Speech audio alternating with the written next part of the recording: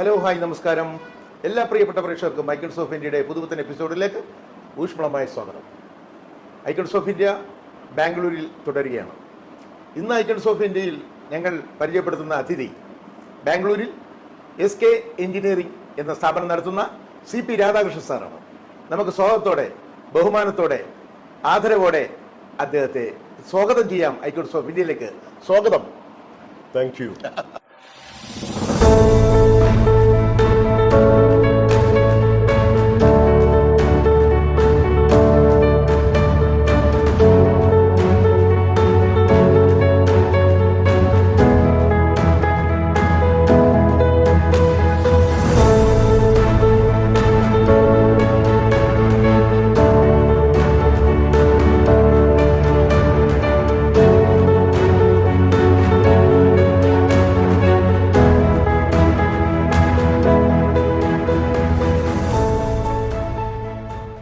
അപ്പോൾ നമ്മുടെ പ്രേക്ഷകർക്ക് ഇന്ന് സാറാണ് അതിഥി. സാറിന്റെ വിശേഷങ്ങളാണ് അവർ കാത്തിരിക്കുന്നത്. SK എഞ്ചിനീയറിംഗിൽ നിന്ന് തന്നെ തുടങ്ങാം. എന്താണ് SK engineering? Sreekrishna engineering company. Okay. ഞാനിവിടെ ബാംഗ്ലൂരിൽ വന്നതിന് ശേഷം കുറച്ചു കാലം ബൊറുക്ക സ്റ്റീൽ എന്ന് പറയുന്ന കമ്പനിയിൽ അപ്രന്റീസായിട്ട് കയറി. അപ്രന്റീസ്, അതായത് താൽക്കാലിക ജീവനക്കാരൻ. അതെ. അങ്ങനെ കയറി കുറച്ച് നാൾ കഴിഞ്ഞപ്പോഴത്തേക്ക് അവിടെ ഒരു വർക്കുകൾ എടുക്കാൻ ആരെങ്കിലും തയ്യാറുണ്ടോ എന്ന് ഞങ്ങളോട് തന്നെ ചോദിച്ചു. അപ്പൊ ഞാൻ ആദ്യം തന്നെ കയറി പറഞ്ഞു, ഐ ആം റെഡി. ശങ്കൂറ്റം ചാടി കയറി പറഞ്ഞു. നമ്മള് ക്ലാസ്സിലൊക്കെ ഉത്തരം പറയുമ്പോ തെറ്റാണെങ്കിലും ചാടി ഞാൻ പറയാന്ന് പറഞ്ഞ് എഴുതുന്ന കുട്ടികളുണ്ട്. നമുക്ക് അതിനുള്ള പ്രാപ്തി ഇല്ലെങ്കിലും ഉണ്ടെങ്കിലും നമ്മൾ റെഡിയാണ് എന്ന റൂട്ടിൽ അപ്പം തന്നെ ചാടി പറഞ്ഞു. ഏറ്റവും ആ ചങ്കൂറ്റത്തിന് ആദ്യത്തെ കൈയടി. ഓക്കെ സാർ, പറഞ്ഞോളൂ. അപ്പൊ അങ്ങനെ അപ്പോഴ് നിങ്ങൾ കമ്പനിക്ക് പേരുണ്ടോന്ന് ചോദിച്ചു. ഞാൻ പറഞ്ഞു ശ്രീകൃഷ്ണ എഞ്ചിനീയറിംഗ്. അപ്പൊ തന്നെ മനസ്സിൽ തോന്നിച്ചാണ്, അത് ദൈവം തോന്നിച്ചാണ്. ഒരു ദേവന്റെ പേര് തന്നെ ശ്രീകൃഷ്ണൻ. എന്റെ പേര് കൃഷ്ണനാണല്ലോ, രാധാകൃഷ്ണൻ. അവർ രണ്ടിലും കൃഷ്ണനുണ്ട്. അപ്പോൾ കൃഷ്ണൻ ഭക്തനാണ്.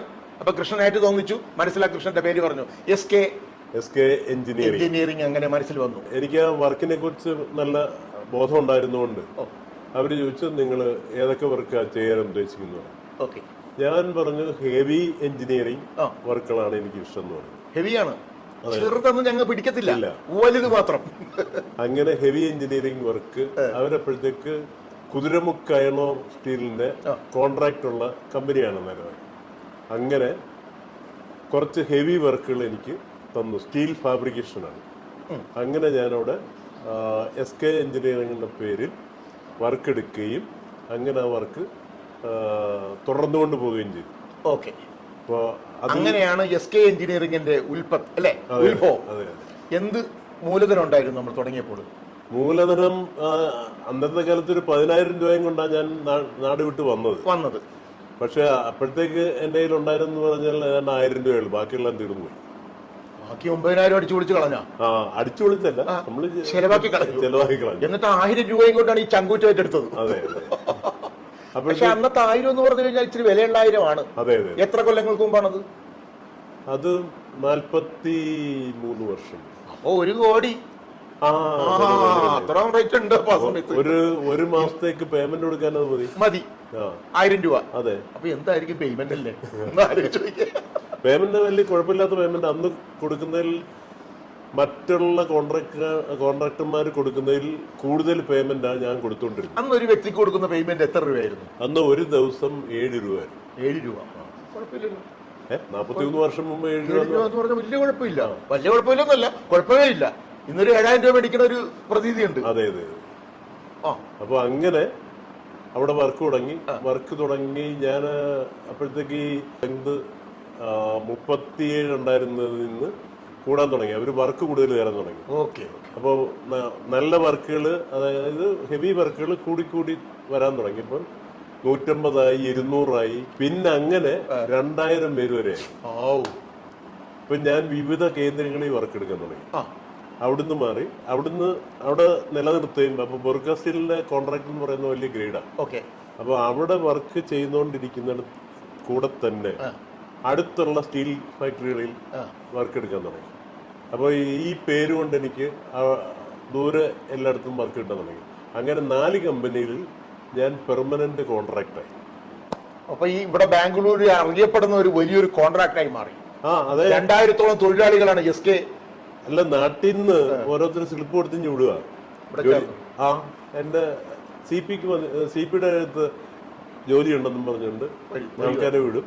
ആദ്യമായിട്ട് കോൺട്രാക്ട് ഫീൽഡിൽ ബോണസ് കൊടുക്കുന്നത് CP രാജേഷ്. ചുമ്മാ അതല്ല, ആനുകൂല്യങ്ങൾ അവിടെ തുടങ്ങി. നമ്മള് നാട്ടിൽ പാർട്ടി വർക്ക് ചെയ്താണല്ലോ ഇവിടെ വന്നത്.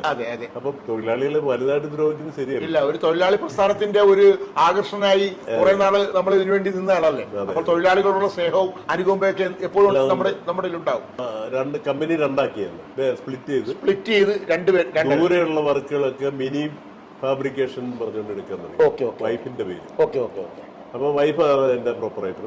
അങ്ങനെ രണ്ടാക്കി. എന്നിട്ട് ദൂരെയുള്ള വർക്കുകളെല്ലാം ഞങ്ങൾ അങ്ങനെ എടുക്കാൻ തുടങ്ങി. പിന്നെ അതോടൊപ്പം തന്നെ ഏറ്റവും കൂടുതൽ ഹെവി 25 ടണ്ണ് വരെ 25 മീറ്റർ ഹൈറ്റിലേക്ക് കയറ്റാനുള്ള കപ്പാസിറ്റി ഉള്ള ആകെ 2 കമ്പനികളിൽ ഒരു കമ്പനി എൻ്റെ ആയിരുന്നു. അപ്പോഴത്തേക്ക് ഹെവി എക്യുപ്മെന്റ്സ് ഒക്കെ ഉണ്ടാക്കാൻ തുടങ്ങിയാണ്. ഉണ്ടാക്കി അതിനങ്ങനെ വികസിപ്പിച്ചു. നമ്മളൊക്കെ ഉയർന്നു. അതെ, പറഞ്ഞു കഴിഞ്ഞാൽ അറിയാം, പിന്നെ ബാംഗ്ലൂരിൽ അറിയാൻ പറ്റില്ലാത്ത ആളുകൾ ആരുമില്ല. ആദ്യം സ്കൂട്ടർ ഉണ്ടായിരുന്നു, ഞാൻ പിന്നെ ബുള്ളറ്റ് മേടിച്ചു. സ്കൂട്ടർ ഏതായിരുന്നു? ബജാജ് ആയിരുന്നു? ബജാജ് അല്ല, വേറെ ലാംബ്ട്ര 66. പിന്നെ നമ്പർ ഓർമ്മയുണ്ട്. അതെ, അതായിരുന്നു ആദ്യം വാങ്ങിയത്. അത് കഴിഞ്ഞിട്ട് പിന്നെ ബുള്ളറ്റ് മേടിച്ചു. അവർ കൂടി. പിന്നെ കാർ മേടിച്ചു. മാരുതിയല്ല, പിന്നെ വേറെ കാറൊക്കെ മാരുതിയിലെ തുടങ്ങുന്ന ആളുകളാണ്. അമ്മാവന്റെ ഒരു ഹെറാൾഡ് കാർ ഉണ്ടായിരുന്നു. ശരി. അമ്മാവൻ LIC ഡെവലപ്മെന്റ് ഓഫീസറായിരുന്നു. കാറ് നാട്ടിൽ ഇട്ടുകൊണ്ടിരുന്നപ്പോ ഞാൻ പറഞ്ഞ അമ്മാവൻ ഞാൻ കൊണ്ടുപോയിക്കോളാം എന്നും പറഞ്ഞുകൊണ്ട് അത് കൊണ്ടുവന്നു. അത് കഴിഞ്ഞ് ഈ കാറ് ഇതിലൊക്കെ നടക്കുമ്പോഴത്തേക്ക് ഞാൻ വിചാരിച്ച എന്തായാലും ഒരു ബെൻസ് മേടിച്ചോളാം. പഠിച്ചോണ്ടിരിക്കുമ്പോ തന്നെ എനിക്ക് ഒരു ആഗ്രഹം ഉണ്ടായിരുന്നു, ഒരു ബെൻസ് കാറിലൊന്ന് കറങ്ങണം. അതെ, എന്റെ വീടിന്റെ കിഴക്കപ്പുറത്ത് അംബാസഡർ താമസിക്കുന്നുണ്ട്. അംബാസഡറാണല്ലോ രാജാവ്. അദ്ദേഹത്തിന്റെ ബെൻസ് ആയിരുന്നു. അപ്പൊ ഞാൻ പോയി, ഞങ്ങളെ വീടും ഒക്കെ ആയിട്ട് ഏകദേശം തുല്യമുള്ള വീടുകളാണ്. അപ്പൊ അയാൾ വന്നു കഴിയുമ്പോഴത്തേക്ക് എല്ലാരും പോകും. അപ്പൊ ഞാനും പോയി, അമ്മച്ചിയും പോയി. അമ്മച്ചി ഞാനിവിടെ അവിടെ ചെന്നു കഴിഞ്ഞപ്പോഴത്തേക്ക് ഈ ബെഞ്ച് കണ്ടപ്പോൾ ഞാൻ കയറി അതിലൊന്ന് ആഗ്രഹം തടയപ്പോഴത്തേക്കുണ്ട് ഇയാള് ഡ്രൈവർ ഓടിക്കാൻ വന്നു. അപ്പൊ ഞാനീ കറുത്ത് പിന്നെ നാട്ടിൽ നടക്കുമ്പോഴും കൊച്ചില് നടക്കുമ്പോഴും ഉള്ള മരത്തിലെല്ലാം കയറി ഇരിക്കുന്ന നിൽക്കുമ്പോഴായിട്ട് എങ്ങനെ നടക്കായിരുന്നു. അപ്പൊ ഞാൻ ഇത് കണ്ടപ്പോഴത്തേക്ക് ഡ്രൈവർക്ക് പിടിച്ചില്ല. അപ്പൊ ഡ്രൈവർ വന്ന് അപ്പോഴത്തേക്ക് അയാള് വണ്ടിയിലിട്ട് കയറാൻ വന്നപ്പോ ഏതാ എവിടുത്തെ മോൻ? അപ്പൊ ഞാൻ പറഞ്ഞു ഇതാ വീട്ടിലെ കാട്ടുപറമ്പിൽ എന്ന് പറയുന്ന വീട്ടിലെ ആണെന്ന്. അത് ശരി, അവിടുത്തെ മോന് കാർ ഇഷ്ടപ്പെട്ടോ? ഞാൻ പറഞ്ഞു കാർ ഇഷ്ടപ്പെട്ടു, പക്ഷെ ഇയാൾ എന്നെ കേറ്റില്ല.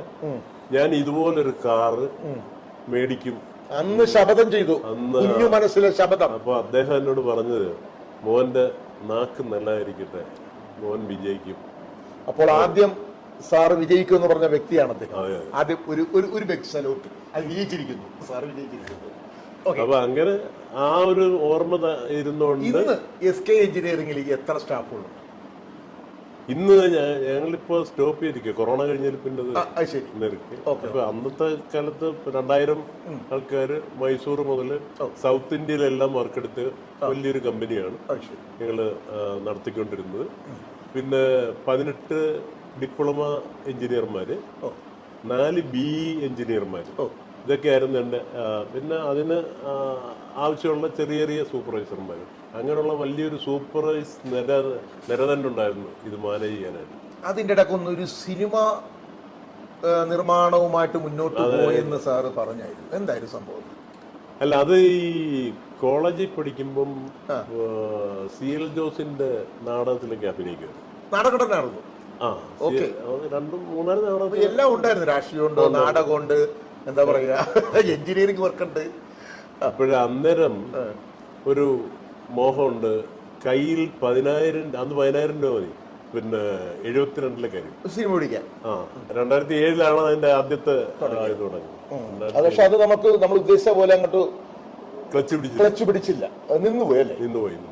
ഇപ്പോഴും മനോജ് ഞാനും അദ്ദേഹം കൂടെ പിന്നെ ഒരു സ്റ്റേജിലിരിക്കാൻ, അപ്പൊ പറഞ്ഞ് വേണ്ട ഒരു പ്രൊഡ്യൂസറോട് ഇരിപ്പുണ്ട്, CP രാജ് എന്ന അയാളുടെ പേര്, നിങ്ങൾക്കൊക്കെ അറിയാമോ അദ്ദേഹം പടം എടുത്തത്? ഞാൻ കറ തീർന്ന് വളരെ മനസ്സോടെ അഭിനയിച്ചൊരു പടമാണ്, ഇതുവരെ അത് ഇറക്കാൻ പറ്റും. സിനിമയുടെ പേരെന്തായിരുന്നു സാർ? അരുണം അല്ലേ? വിഷമം എനിക്കെന്നുള്ളത് ONV എഴുതിയ ലാസ്റ്റിൽ എഴുതിയ 4 പാട്ടുകളുണ്ട്. ONV സാറ് ലാസ്റ്റ് എഴുതിയ സാറിന്റെ സിനിമയ്ക്ക് വേണ്ടിയായിരുന്നു. അതെ അതെ. 7 ലക്ഷം രൂപ മുടക്കിയ ഒരു പാട്ടിന് 100 വയലിൻ പിന്നണിയിൽ വെച്ച് എടുത്ത ONV സാർ അവസാനമായി എഴുതിയ ആ 4 പാട്ട് സാറിന്റെ കയ്യിലാണ്. അത് റിലീസ് ചെയ്യാൻ ആഗ്രഹമുള്ള ആളുകൾ സാറിനെ കോൺടാക്ട്. രമേശ് നാരായണനാണ് അതിന്റെ പാട്ടിന്റെ സംവിധായകൻ. ഔദ്യോഗികമായിട്ട് കുറെ സംഭവങ്ങൾ സാറിന്റെ കാർഡിൽ കാണുന്നുണ്ട്. ലോക കേരള സഭ ഗവൺമെന്റ് ഓഫ് കേരള മെമ്പറാണ് സാർ, അല്ലേ? അതെ അതെ. ലോക കേരള സഭ എനിക്ക് അറിയാം. ലോക കേരള സഭ അതായത് ഒരു ലോകത്തിലെ 60 രാജ്യങ്ങളിൽ നിന്ന് പ്രതിനിധികളെ ഇതിൽ പങ്കെടുപ്പിച്ചിട്ടുണ്ട്. അതില് ഇന്ത്യയിലെ 24 സ്റ്റേറ്റിൽ നിന്നും ഓരോരുത്തരെ എടുത്തിട്ടുണ്ട്. അക്കൂട്ടത്തിൽ ഒരാളാണ് ഞാൻ. ഓരോ 2 വർഷം കൂടുമ്പോഴും ഇതിന്റെ കാലാവധി കഴിയും. അങ്ങനെ ഞാൻ 3 വർഷം കണ്ടിന്യൂസ് ആയിട്ട് പ്രസിഡന്റ് ആയിരുന്നു. കേരള സമാജം ബാംഗ്ലൂർ പ്രസിഡന്റ് ആണ്. പിന്നെ vice chairman all India Malayali അസോസിയേഷന്റെ. അതെ അതെ. ഓൾ ഇന്ത്യ മലയാളി ഗോകുലം ഗോപാലിന്റെ നേതൃത്വത്തിലുള്ള ആൾ ഇന്ത്യ മലയാളി അസോസിയേഷന്റെ വൈസ് ചെയർമാൻ. പിന്നെ അടുത്ത പേര് ലോക മലയാള ഭാഷാവേദി, അതായത് WMC വേൾഡ് മലയാളി കൗൺസിൽ. 56 രാജ്യങ്ങളിലുള്ള ഒരു സംഘടനയാണത്. അതിന്റെ അനൂപ് അദ്ദേഹം ചെയർമാൻ ഇരിക്കുന്ന സമയത്ത് ഞാൻ അതിന്റെ ട്രഷററായിട്ട് വർക്ക് ചെയ്തിരുന്നു. അന്ന് ഞങ്ങൾ മലയാളം പഠിപ്പിക്കാൻ ഒരു സംവിധാനം ഉണ്ടാക്കിയത്. അത് ഞാൻ ഒരു പുസ്തകമൊക്കെ എഴുതിയിട്ടുണ്ട് കേട്ടോ മലയാളം. അപ്പോ പേരെന്താണ് ആ പുസ്തകത്തിന്റെ? അക്ഷരം. അതായത് നമ്മുടെ ഔട്ട്സൈഡിലുള്ള മലയാളികളെ മലയാളം പഠിപ്പിക്കുന്നതിന് വേണ്ടി ഹരിശ്രീ എല്ലാം ആദ്യം മുതൽ അവരെ പഠിപ്പിക്കാൻ അത് ഇംഗ്ലീഷിലാക്കി പഠിപ്പിക്കുന്ന ഒരു സംവിധാനത്തില് അക്ഷരം എന്ന് പറയുന്ന ഒരു പുസ്തകം ലയൺസ് ക്ലബിലെ MJF, അത് ഒരു MJF ആണ് ഞാൻ. ഒത്തിരി സംഘടനകള് അവാർഡുകളൊക്കെ തന്ന് എന്നെ ആദരിച്ചിട്ടുണ്ട്. CP രാധാകൃഷ്ണൻ സാർ എന്താണെന്നുള്ളതൊക്കെ ഏകദേശമൊക്കെ വിശേഷങ്ങളിലൂടെ നമ്മൾ പ്രേക്ഷകർ കേട്ടുകഴിഞ്ഞു, കണ്ടുകഴിഞ്ഞു. കൂടുതൽ വിശേഷങ്ങളിലേക്ക് പോകാം. വ്യക്തിപരമായിട്ടുള്ള വിശേഷങ്ങൾ, നമ്മുടെ നാട്, നമ്മുടെ കുടുംബം, അല്ലേ? എവിടെയാണ് സാർ നാട്? ഹരിപ്പാട് പ്രോപ്പർ ഹരിപ്പാടായിരുന്നു? അല്ല, നങ്ങ്യാർകുളങ്ങര. നങ്ങ്യാർകുളങ്ങര. അച്ഛന്റെ പേരെന്തായിരുന്നു? പരമേശ്വരൻ സാർ. അമ്മ ഭാരതി അമ്മ. സഹോദരങ്ങള്? ഒരു സഹോദരി മാത്രം. പേരെന്താണ്? രമാബായി. ടീച്ചറായിരുന്നു. അക്കച്ചി മരിച്ചുപോയി കഴിഞ്ഞ വർഷം. അച്ഛൻ എന്തായിരുന്നു ജോലി? അച്ഛൻ മിലിറ്ററി. വിദ്യാഭ്യാസമൊക്കെ എവിടെയായിരുന്നു സാറിന്റെ? ആദ്യം നങ്ങ്യാർകുളങ്ങര സ്കൂളിൽ പഠിച്ചു, ഗവൺമെന്റ് സ്കൂളിൽ. അത് കഴിഞ്ഞ് സെന്റ് തോമസ് ഹൈസ്കൂളിൽ പഠിച്ചു. അത് കഴിഞ്ഞിട്ട് TK മാധവൻ മെമ്മോറിയൽ. ഒരു പട്ടാളക്കാരന്റെ മകന്റെ ഗൗരവത്തിലാണോ പോയിരുന്നു പഠിച്ചത്? 2 വർഷം കോളേജ് ചാമ്പ്യനായിരുന്നു. അവനോട് ഉടക്കല്ലേട്ട് അവന്റെ അച്ഛനിൽ തോക്കണ്ടെന്നൊക്കെ പറഞ്ഞ് പിള്ളേർ പേടിപ്പിച്ചു. അതുകൊണ്ട് പേടിയായിരിക്കും, വരില്ല. അതൊന്നും ഇപ്പൊ പറയണ്ട. പിന്നെ ആദ്യം മുതലേ കൊച്ചിലെ മുതല് EMSന്റെ പ്രസംഗം ഭയങ്കര ഇഷ്ടമായിരുന്നു. അപ്പൊ കൊച്ചുനാള് തന്നെ നമ്മള് രക്തം നമ്മുടെ ഒരു കമ്മ്യൂണിസ്റ്റ് രക്തത്തിലേക്കുള്ള ഒരു ചായ്വായിരുന്നു. 12 വയസ്സുള്ളപ്പോ അവിടെ EMSന്റെ ഒരു പ്രസംഗം ഉണ്ടെന്ന് കേട്ട്. എത്രാമത്തെ വയസ്സിൽ? 12ാമത്തെ. വെറും 12ാമത്തെ വയസ്സിൽ. അപ്പൊ അന്നേരം ഇത് കേൾക്കാനായിട്ട് പോയി മുന്നിൽ ഇരുന്ന് ഇങ്ങനെ കൈയും കെട്ടിയിരിക്കും. പുള്ളിയുടെ ഈ ആ സംസാര ശൈലിയുണ്ട്. MS സാറിനൊക്കെ നേരിട്ട് കാണാനുള്ള ഒരു ഭാഗ്യം എന്നൊക്കെ പറഞ്ഞാൽ ഞങ്ങളെ പോലത്തെ ആൾക്കാർക്ക് ഇപ്പോൾ ഒരു കൊതിയാണ്. അത് കഴിഞ്ഞ് പിന്നെ SFIയുടെ നേതൃത്വ സ്ഥാനത്ത് വന്ന് ജില്ലാ ജോയിന്റ് സെക്രട്ടറി ആയിരുന്നു. അത് കഴിഞ്ഞ് KSYF ആയിരുന്നു. KSYF താലൂക്ക് കമ്മിറ്റിയിലുണ്ടായിരുന്നു. ഇതിന്റെ ഇടയിലൊക്കെ പഠിത്തത്തിലൊക്കെ ശ്രദ്ധിച്ചായിരുന്നോ? ഉണ്ടായിരുന്നു ഇടയ്ക്ക്. പഠിക്കുമായിരുന്നോ? സമരം എന്നും പറഞ്ഞ് അല്ല, അതും സമരം എന്നും പറഞ്ഞു പോവായിരുന്നു. ഇടയ്ക്ക് ഒളിവിൽ പോയി 3 മാസം ഒളിവിലായിരുന്നു. 3 മാസം അപ്പോഴത്തെ അറ്റൻഡൻസ് ഒക്കെ എനിക്ക് എങ്ങനെയും തരുമായിരുന്നു. അങ്ങനെ അവിടുന്ന് ഇത് കഴിഞ്ഞപ്പോഴത്തേക്ക് പിന്നെ കുറച്ച് ചിന്തിക്കാൻ തുടങ്ങി. കോളേജ് വിട്ട് കഴിഞ്ഞപ്പോഴത്തേക്ക് കുറച്ചൊക്കെ ചിന്തിക്കാൻ തുടങ്ങി. വീട്ടുകാരുടെ ഉപദേശം എന്തിനാടാ നീ നിന്റെ ഭാവി കളയുന്നത്? അപ്പം തന്നെയല്ല ഉടനെ സോളിസൊന്നും മരുന്ന് ലക്ഷണമൊന്നും കാണാറുമ്പോഴത്തേക്ക് കുറച്ച് മാറി ചിന്തിച്ച് നേരെ ബാംഗ്ലൂരിലേക്ക് പോകുന്നു.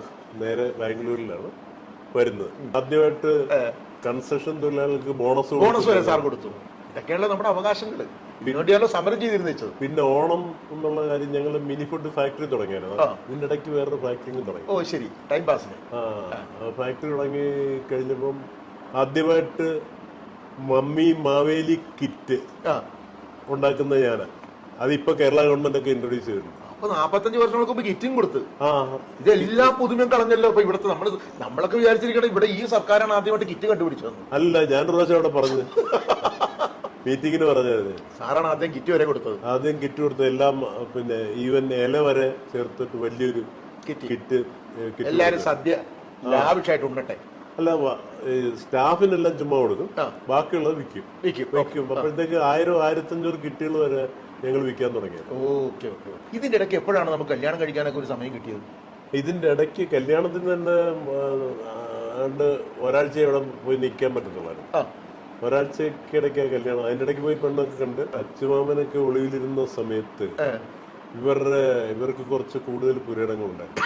അതിൽ ഒരിടത്ത് ഈ അറിയപ്പെടാത്ത ആൾക്കാരും ശ്രദ്ധിക്കാത്തൊരു ഏരിയയിൽ ഒരു ചെറിയ വീടുണ്ടായിരുന്നു. അവിടെ അദ്ദേഹമൊക്കെ ഒളിവിലിരുന്നാണ് പറയുന്നത്. എൻ്റെ ഭാര്യമ്മയാണ് അന്നേരം പിന്നെ ഫുഡൊക്കെ കൊണ്ടുപോയിരുന്നത്. അച്യുതാനന്ദ സാറിന്റെ കൂടെയൊക്കെ എന്താ പറയുക, ഇതൊക്കെ ചരിത്രമാണ് ഇരിക്കുന്നതൊക്കെ. നാളെ കുറെ നാൾ കഴിയുമ്പോൾ പലവരുടെ അഭിമുഖത്തിൽ നിന്നും സാറിനെ പോലെ ആളുകളുടെ കാര്യങ്ങൾ ചിലപ്പോൾ 2 പ്രാവശ്യം ഞാൻ ഇവിടെ കൊണ്ടുവന്നു. ബാംഗ്ലൂർ കൊണ്ടുവന്നു 2 പ്രാവശ്യം കൊണ്ടുവന്നു. ചെന്ന് കാര്യങ്ങളൊക്കെ പറഞ്ഞപ്പോൾ പുള്ളി വന്നു. എന്നിട്ട് പിന്നെ ഞങ്ങളുടെ ഓണാഘോഷത്തിന്, കേരള സമയത്തിന് ഓണാഘോഷത്തിന് അദ്ദേഹം വന്നിരുന്നു. ഇവിടുന്നാണ് പിന്നെ ഫുഡ് ഉണ്ടാക്കി കൊടുത്തത്. പുള്ളി ആ ടേസ്റ്റ് നോക്കി വെച്ച് പറഞ്ഞു, എടാ ഇത് ഞാൻ കഴിച്ചിട്ടുള്ള പോലെ ഇരിക്കുന്നല്ലോ. അന്ന് ഭാര്യമ്മ വളർന്നല്ലോ. ഭാര്യമ്മയാണ് ഫുഡ് ഉണ്ടാക്കി കൊടുത്തത്. ഇതാരാ ഉണ്ടാക്കിയത്? ഞാനന്ന് മോളഞ്ഞു പറഞ്ഞുകൊണ്ട് കെട്ടിപ്പിടിച്ച്, മോളെ ഇത് നീ എവിടുന്ന ഇതിന്റെ റെസിപ്പി ഉണ്ടാക്കിയെന്ന് ചോദിച്ചപ്പോ പറഞ്ഞു, ഞാൻ കൊച്ചിലെ കൊണ്ട് തന്നിട്ടുണ്ട്. അപ്പൊ എന്നായിരുന്നു സാറിന്റെ കല്യാണം? കല്യാണം 82. സാറിന്റെ ഭാര്യയുടെ പേര്? സൗദാമിനിയമ്മ. മക്കൾ എത്ര പേരാണ്? മക്കൾ 3 പേര്. മക്കളുടെ പേര് പറഞ്ഞോളൂ. അനീഷ് കൃഷ്ണൻ, അനൂപ് കൃഷ്ണൻ, അരുൺ കൃഷ്ണൻ. അവരൊക്കെ എന്ത് ചെയ്യുന്നു സാർ? അനീഷ് കൃഷ്ണൻ ആർക്കിടെക്ട് ആണ്. ഓക്കെ. അദ്ദേഹം ഡിസൈൻ ചെയ്യുന്ന വർക്കുകൾ ചിലതൊക്കെ പുള്ളിക്കാരൻ തന്നെ എടുത്ത് നടത്തുന്നുണ്ട്. ഓക്കെ. അനൂപ് കൃഷ്ണൻ ആണെങ്കിൽ MBA LLB കഴിഞ്ഞ ആളാണ്. അവന് ഒരു കല്യാണം കഴിച്ചിട്ടുണ്ട്. കല്യാണം കഴിച്ചൊരു ലണ്ടനിൽ വർക്ക് ചെയ്യുന്ന ഒരു മൈസൂറുകാരി കുട്ടിയാണ് കല്യാണം കഴിച്ചിരിക്കുന്നത്. പിന്നെ അരുൺ കൃഷ്ണൻ യോഗയുടെ ആളാണ്. ഓഹോ ശരി. അപ്പോൾ അദ്ദേഹം യോഗയും അതും ഇതൊക്കെ ആയിട്ട് ഇങ്ങനെ. ഞങ്ങൾക്ക് വേറൊരു വീടുണ്ട്. സാറിന്റെ 3 മക്കളിൽ മൂത്തയാളാണ് ഇദ്ദേഹമാണ്. ഒരു കലാകാരൻ അല്ലേ പറഞ്ഞത്? അദ്ദേഹം അത്യാവശ്യം പാട്ട് പാടും, പിന്നെ സാറിനെ സഹായിക്കുന്നു അല്ലേ? വർക്കുകളിൽ സഹായിക്കുന്നു, ഡാൻസ് ചെയ്യും. സകലകലാവല്ലഭനാണ്. നമുക്ക് വേണ്ട ഡാൻസ് കളിക്കണ്ട, ഇവിടെ സ്ഥലമില്ല. 2 പേര് പാട്ട് പഠിപ്പിച്ചിട്ട് വിടത്തുള്ളൂ. നമ്മുടെ പ്രേക്ഷകർക്ക് സന്തോഷമായി കിട്ടെ. ഏറ്റവും ഇഷ്ടമുള്ള 2 പേര് പാട്ട് നമ്മുടെ പ്രേക്ഷകർക്ക് കൊണ്ട് പാടി. അഞ്ജലി അഞ്ജലി പുഷ്പാഞ്ജലി, അഞ്ജലി അഞ്ജലി പുഷ്പാഞ്ജലി, பூவே உன் பாதத்தில் புஷ்பாஞ்சலி பொன்னி, உன் பெயருக்கு பொருளாஞ்சலி கண்ணி, உன் குரலுக்கு கீதாஞ்சலி, கண்காண அழகுக்கு கவிதாஞ்சலி, அஞ்சலி அஞ்சலி പുഷ്പാഞ്ജലി. അപ്പൊ സ്റ്റേജുകളിലൊക്കെ പാടാറുണ്ടല്ലേ? നല്ല രീതിയിൽ പാടുന്നുണ്ട്. സാധാരണ പാട്ടുകാരൊക്കെ ഉണ്ടല്ലോ, മിനിമം ഒരു 25,000 പാട്ട് സൗണ്ട് ഉണ്ടെങ്കിലേ പാടുള്ളൂ. ഇത് ഒരു സൗണ്ടും ഇല്ലാതെ ഇത്രയും മനോഹരമായിട്ട് പാടി. കാരണം അങ്ങനെയൊക്കെ പാടിയാലും ചില ആൾക്കാർക്ക് എഫക്റ്റ് കിട്ടത്തുള്ളൂ. ഇത് വളരെ കൂളായിട്ട് വളരെ ഡീസൻ്റ് ആയിട്ട് പാടിയിരിക്കുന്നതാണ്. അപ്പോൾ ഇഷ്ടംപോലെ പ്രോഗ്രാംസ് ഒക്കെ ഉണ്ടല്ലേ? ഞാൻ അനൂപ് ഇപ്പൊ കഴിഞ്ഞൊരു 4 വർഷമായിട്ടാണ് ആർക്കിടെക്ട് ഞാൻ പഠിച്ച് ജോലി ചെയ്യാൻ തുടങ്ങി. Okay okay. അതിനു മുമ്പ് ഈവൻസ് ഷോസ് ചെയ്യുമായിരുന്നു. ഓ ശരി ശരി ശരി. അപ്പൊ അനൂപ് ശങ്കറിന്റെ തന്നെ ബാംഗ്ലൂരിൽ 200-200 ചില്ലുവാനും ഷോസ് ഞാൻ ചെയ്തു. ഇത് ചെറിയ കലാകാരനല്ല, ഇത് 250ഓളം ഷോ ബാംഗ്ലൂർ തന്നെ നടത്തി. മിക്കവാറുള്ള ഷോസിലൊക്കെ ഞാൻ അനുവിന്റെ കൂടെ. അപ്പൊ അച്ഛന് ഉള്ള ഒരു കല അല്ലേ, ആ അന്ന് നാടകത്തിലൊക്കെ ആയിരുന്നല്ലേ, ഇത് മകന് ആ സംഗീതത്തിലേക്കാണ് വന്നത്. ഓക്കെ, അടിപൊളി. അപ്പോൾ ഗംഭീരമാകട്ടെ. അപ്പോൾ അച്ഛൻ്റെ ജോലികൾ ഇപ്പോൾ കണ്ടിന്യൂ ചെയ്ത് ചെയ്യുന്നു, പിന്നെ അതിൻ്റെ ഇടയ്ക്ക് നമ്മുടേതായിട്ടുള്ള കഴിവുകൾ നമ്മൾ വിനിയോഗിച്ച് പാടുന്നു. അപ്പോൾ വലിയൊരു ഗായകനായി മാറട്ടെ എന്ന് ആശംസിക്കുന്നു. താങ്ക് യു മോനെ, താങ്ക് യു സോ മച്ച്. സാറിന് ഒരു നമ്മുടെ യുവ തലമുറക്ക് വേണ്ടി എന്താണ് പറയാനുള്ള ഒരു അഡ്വൈസ്? യുവതലമുറ ഇപ്പോഴ് ഈ കമ്പ്യൂട്ടറിലും മൊബൈലിലും സമയം കളയുന്നതുകൊണ്ട് സാമൂഹികമായിട്ട് ഉള്ള രംഗപ്രവേശനം അല്ലെങ്കിൽ സാമൂഹികമായിട്ടുള്ള പ്രവർത്തനം അവർ ചെയ്യുന്നില്ലെന്നുള്ള പരാതിയാണ് എനിക്കുള്ളത്. സമൂഹത്തിൽ കഷ്ടപ്പെടുന്ന ധാരാളം ആൾക്കാരുണ്ട്. അവരെയൊക്കെ ഉദ്ധരിക്കാനോ അവർക്ക് വേണ്ടി എന്തെങ്കിലും ഞങ്ങളുടെ തലമുറ ചെയ്ത പോലെ ചെയ്യാനുള്ള തയ്യാറെടുപ്പ് അവർ ചെയ്യേണ്ട സമയം അതിക്രമിച്ചിരിക്കുന്നു എന്നുള്ളതാണ് എനിക്ക് പറയുവാനുള്ളത്. ഒത്തിരി നന്ദി സാർ. സാറിന്റെ എന്താ പറയുക, വിശേഷങ്ങൾ ചുരുങ്ങിയ സമയം കൊണ്ട് സാറിന് പറയുന്ന രീതിയിൽ രസകരമായിട്ട് തന്നെ ഞങ്ങളുടെ പ്രേക്ഷകരോടൊത്ത് പങ്കുവച്ചതിന് ഒത്തിരി നന്ദി സാർ. അപ്പോൾ സാറിന് ഇനിയും വിജയങ്ങൾ മാത്രം ഉണ്ടാകട്ടെ എന്ന് ആത്മാർത്ഥമായിട്ട് ആശംസിക്കുന്നു. Thank you sir, thank you so much.